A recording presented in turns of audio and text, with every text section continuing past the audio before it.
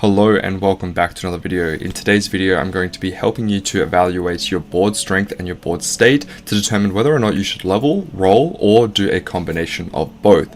So today I'm going to be going over some of my games in the World Championship for 9.5. And we're going to be looking at my spot, and you guys are going to have the chance and opportunity to pause the video and figure out whether or not you think you would have any agency in this spot and what exactly it is that you will be doing. Hopefully this video will help you to evaluate your own games and make it so that you have a little bit more agency and you can compete at a high challenger level. Okay, so starting out with this first clip, I want you to pay attention to my HP, my gold, my pairs, as well as my streak. There's a lot of other little factors, and of course you won't have all the context in the world, but I want you to pause the video right now and try and think to yourself, what would you do in this spot?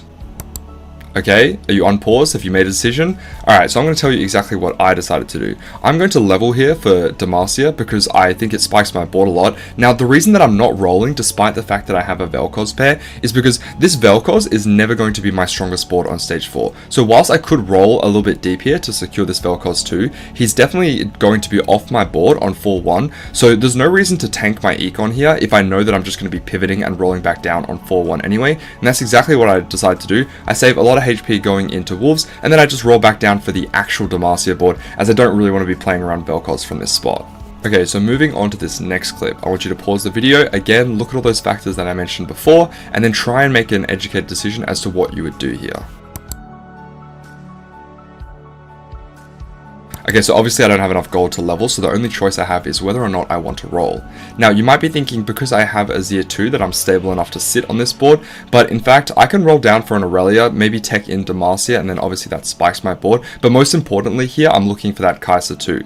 Because I already have Kai'Sa pair on level 7, you're pretty much always rolling back down for that Kai'Sa 2. Now, whether or not I wanted to wait 1 to 2 turns is definitely debatable. However, because my items are suboptimal, and I'm only 44 HP, I really need to be rolling down here until I find something that spikes my board, and I get very lucky and find the Bel'Veth at the very last second, but actually what I was looking for was that Kai'Sa 2, and that would have spiked my board just as hard.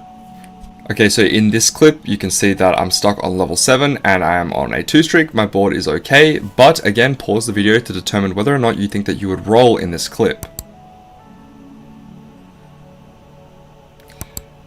Now, the main thing about this point is that obviously with these items, normally you would be playing around Mordekaiser, so ideally that Aatrox is a Mordekaiser 2. However, if I'm to roll down here, what do you think it is that I'm going to hit? Obviously, if I hit a Fiora 2 out of nowhere, that would be incredible, but with a little bit more context, you'd actually be able to scout and see that there's quite a lot of Fioras out of the pool, and so with 30 gold, I don't think I'm actually that expected to hit Fiora 2 here, as well as the fact that if I find Mordekaiser pair, it's not even that much better than the Aatrox, so you basically just have to wait until you find Mordekaiser 2 anyway. So that is why I decide to sit on this, and then if I lose the next round, I can send it back down. Or let's say that I find a Mordekaiser or Fiora pair naturally, then there's a lot more incentive to roll. However, if I can't find any of those, you're usually just looking to level from this spot, as you're not really spiking unless you're hitting that Fiora 2. Again, take the time to pause the video if you think that you need it.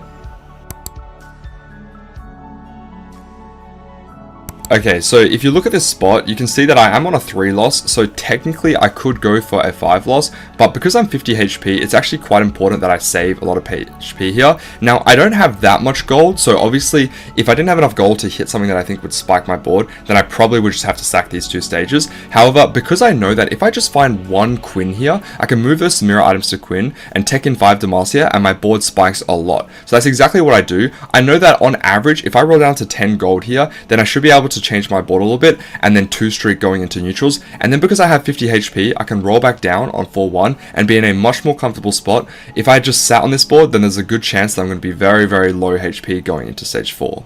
And that is the end of the video. I hope you guys did learn a thing or two about evaluating your current board, as well as what potential board it could be if you decide to change it by leveling, rolling, or doing a combination of the both.